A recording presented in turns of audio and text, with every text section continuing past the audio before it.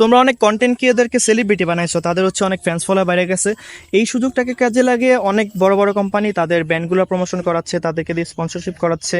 এখন হচ্ছে আমরা যেহেতু তাদেরকে কন্টেন্ট ক্রিয়েটর ভাবি বা সেলিব্রিটি ভাবি, সো আমরা তাদেরকে ফলো করি, তো তারা মার্কেটিং হিসাবে তাদেরকে দিয়ে তাদের ব্র্যান্ড প্রমোশন করাচ্ছে। যে কোনো জিনিস হতে পারে, ফোন হইতে পারে বা কোনো প্রোডাক্ট হইতে পারে।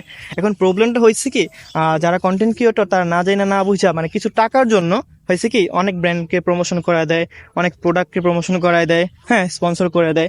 বাট হয় কি আলটিমেটলি আমরা যারা তাদেরকে ফলো করি, তো আমরা তো তাদেরকে ফলো করি, আমরা তাদের কথা শুনি মানি, কারণ হচ্ছে তারা ভুল কিছু বলে না। হ্যাঁ, যেহেতু আমরা তাদেরকে ফলো করি তাদেরকে মেনেই চলি। সো তাদের প্রমোশনকৃত ব্র্যান্ডটাকে আমরা যখন পারচেস করি, বা প্রোডাক্ট হইতে পারে, ফোন হইতে পারে, যে কোনো কিছু হইতে পারে, যখন পারচেস করি তখন হয় কি, শেষ পরিণত হয় কি, যে ওই প্রোডাক্টটা ভালো ছিল না, ওই লোকটা তোমার হচ্ছে কিছু টাকার বিনিময়ে উল্টাপাল্টা বলে দিয়েছে, অনেক সুনাম বলছে যে এই প্রোডাক্টটা ভালো, এইটা ওইটা। তখন আমরা আমরা ভোক্তারা যখন কি করি, ওই ওই প্রোডাক্টটা পারচেস করে ব্যবহার করি, তখন যায় মারাটা খাই।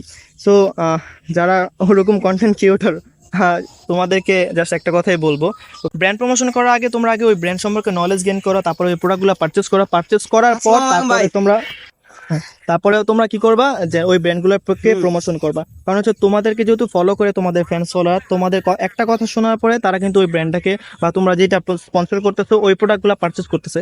তো পারচেস করার পরে যখন দেখে ওই ব্র্যান্ডের প্রোডাক্টটা ভালো না, তখন কিন্তু তোমাদেরকে উল্টাপাল্টা ভাবে গালাগালি করে। ঠিক আছে, তো তোমাদের ফ্যান্স ফলোয়ার এখানে অনেক, মানে